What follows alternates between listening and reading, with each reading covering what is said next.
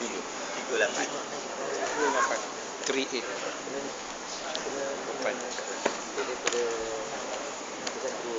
Arahan menghayati kalimat mukmin yang ke-27.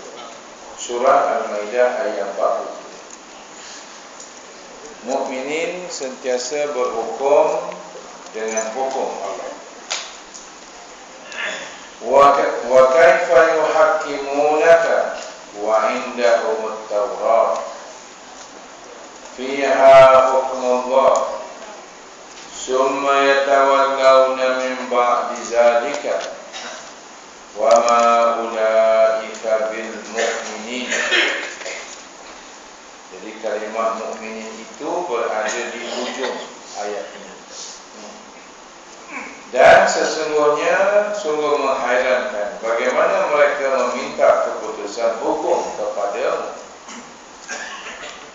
Wa kaifa yuhakkimuna,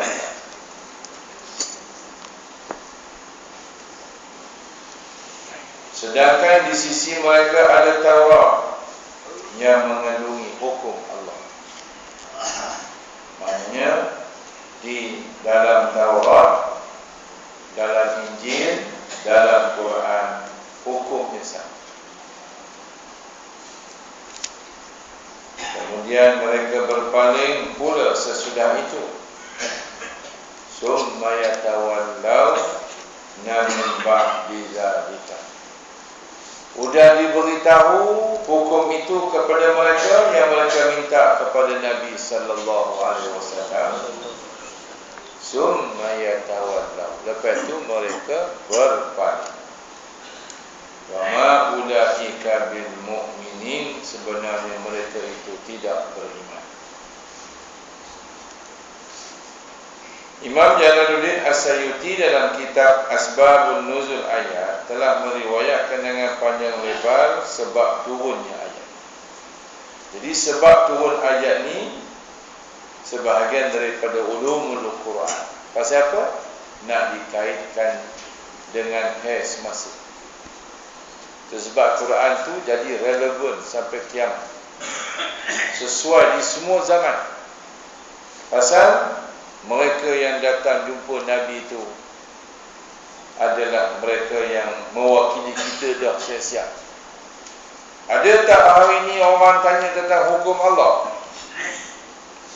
Ada, apa saya pun tak ada. Diberitahu oleh para ulama gini hukum-hukumnya.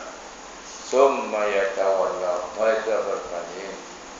Wa ma ulaika bil mu'minin, mereka itu tidak beriman. Penceritaan ayat ini adalah berkisar hukum Allah dan penolakan dari kalangan Yahudi, termasuk dalam ayat 43 surah Maidah. Jadi kelompok ayat ini duduk dalam kelompok ayat 41 hingga 45. Berkaitan cerita orang Yahudi tanya kat Nabi, apa hukum?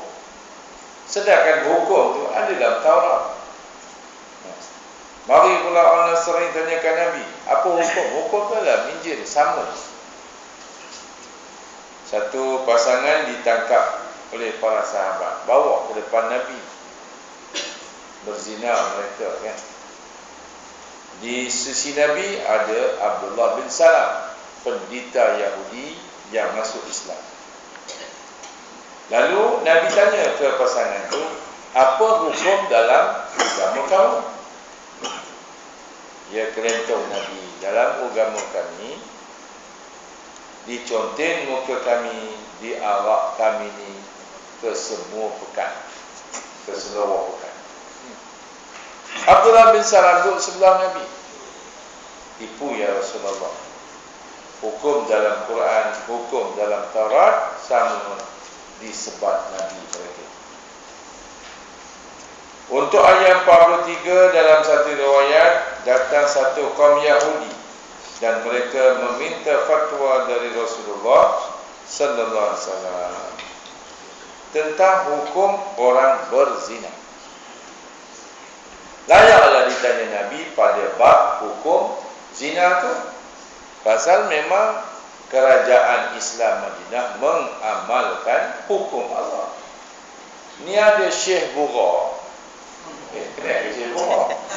Tak jauh ini. Syekh Bura. Tak jauh ini. Cek banget. Ambil buntung. Orang tanya dia, macam mana ni demonstrasi di Kuala Lumpur? Dia jawab, hukumnya dengan hukum Islam. Itu pun tak tepat. Ya.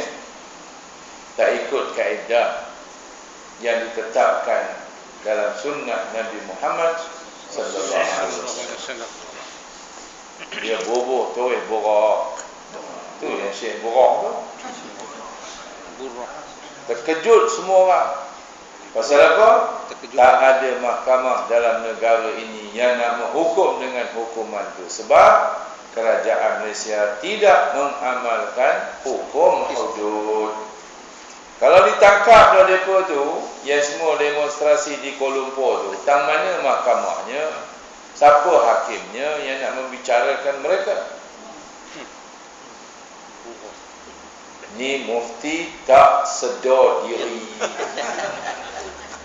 Mampus tak lama lagi. Mampus. Menteri kangkung. Mufti kangkung. Dia buat tu tuan-tuan, nak sambung kontrak. Kontrak dia habis dah. Mufti kangkung. Maka Rasulullah SAW menyuruh orang yang berzina itu direjam. Hukuman ini ditolak oleh Yahudi, sedangkan hukuman itu juga sama dengan apa yang dalam kitab Taurat. Maka turun ayat 41 hingga 45 yang memperingatkan hukum-hukum Allah. Kalau mufti Brunei, kalau mufti Aceh, layaklah, pasal mereka mengamalkan hukum Allah. Ada mahkamahnya, ada hakimnya, hukumnya pun ada. Kalau sabit kesalahan, boleh jatuh hukum. Yang Perak ni mana dia? Kau mufti Perak, kawasan kau daripada Pengkalan Hulu sampai Tanjung Malim. Yang kau buat fatwa tu Kuala Lumpur. Mufti tak sedar diri. Kau dilantik oleh Sultan Perak. Sultan Perak kawasan kau Pengkalan Hulu, Tanjung Malimnya. Janganlah keluar kawasan. Sekali lagi, mufti tak sedar diri. Marah benar. Geram. Wa kaifa yuhakkamunaka wa indahum at-Taurat fiha hukmullah. Maknanya dalam kitab Taurat maupun kitab Injil maupun Quran maupun Zabur bukan hanya pernyataan ibadat. Semaya, puasa, zakat. Kalau orang katalah dalam Quran tu semaya, puasa, zakat haji, macam mana? Sedangkan Allah Ta'ala kata fiha hukmullah, dalamnya ada hukum Allah. Saya kutub dalam zina memulakan penafsiran ayat ini dengan meletakkan asas hukum dalam syariat Islam. Ini memang saya baca, pada saya angkat, saya letak, saya catik.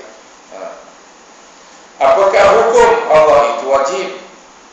Menurut saya kutub, hukum Allah adalah wajib dan menegakkannya adalah tanggungjawab para Rasul Allah dan para pemerintah yang diberi kekuasaan oleh Allah. Itu sebab besok pemimpin-pemimpin negara orang Islam yang tidak melaksanakan hukum Islam, maka berdiri tegak di hadapan Allah Ta'ala, ditanya Tuhan, pasal apa kamu tak buat? Orang ni rakyat kamu, langgar dah, hidupnya ada kesalahan, hududkan atau tak dihududkan. Oh, mampu. Yang jawab, siapa bakar? Sokonglah kerajaan yang haram tu. Ada ke? Kalau ada, bertaubatlah. Bukan susah. Jangan pakar lagi. Dulu tak faham. Ada tak waktu haram bertaubat? Tak ada. Ada? Tak ada. Tak ada. Waktu haram semayang ada? Ada. Selepas subuh, selepas asar tak ada semayang. Ada tak waktu haram berpuasa? Ada. Ada. Hari raya, hari tasyrik, raya puasa, tak boleh puasa. Walaupun kuat puasa, haram hukum. Ada tak haram jual beli? Ada. Waktu Jumaat. Apa hukum jual beli? Halal. Tapi mari haram. Bila haramnya? Waktu Jumaat.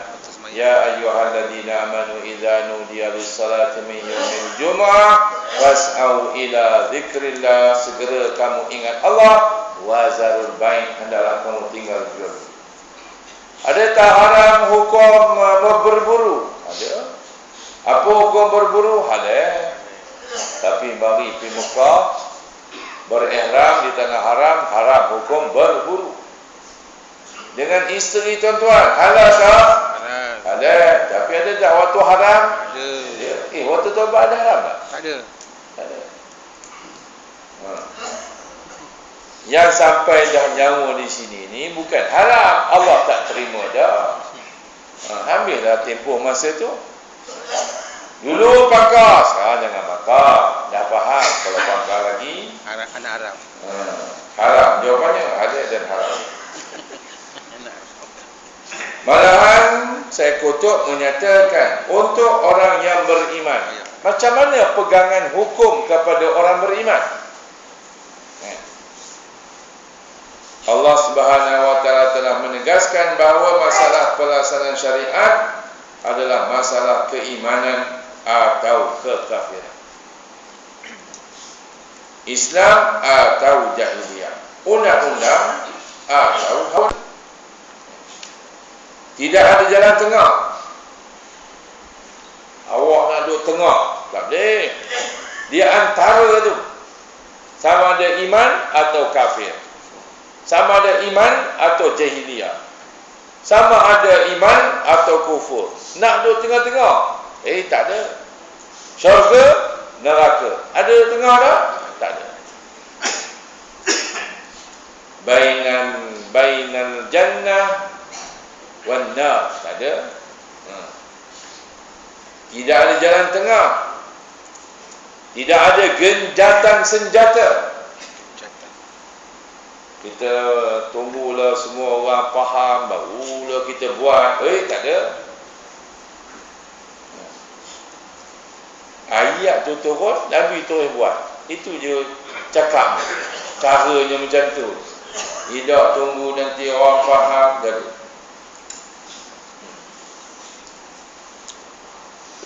Tidak ada perdamaian dalam hal ini. Rasa senang selesa dengan hukum manusia. Oleh itu, orang yang beriman adalah orang yang menghukum dengan peraturan yang telah diturunkan oleh Allah tanpa memotong sehuruf pun darinya atau menukarkannya. Tambah tak boleh, kurang tak boleh, tukar lagi tak boleh. Malaysia ni pandai tukar. Itu pun mesti tak berani tegur. Hukum zina tukar daripada hukum hudud ke ta'zir. Tukar yang itu dulu, baru betul. Itu untuk orang beriman. Keyakinan dengan hukum Allah mesti dah wajib. Bila wajib, diterjemahkanlah wajib itu dalam semua bentuk. Mengikut kaedah syaraknya, ma la yatimul wajib illa bihi fahuwa wajib. Tidak akan tertegak satu yang wajib, melainkan dengannya maka ia jadi wajib. Menegakkan hukum Allah, hudud qisas, wajib. Sebelakang darinya mendapatkan kuasa. Apa hukum mendapatkan kuasa? Wajib. Wajib. Belakang lagi nak mendapatkan kuasa di Malaysia, hendaklah masuk pilihan raya. Masuk pilihan raya, hukum dia Wajib. wajib. Bertanding dalam pilihan raya, hukum dia Wajib. faham ke ni? Faham.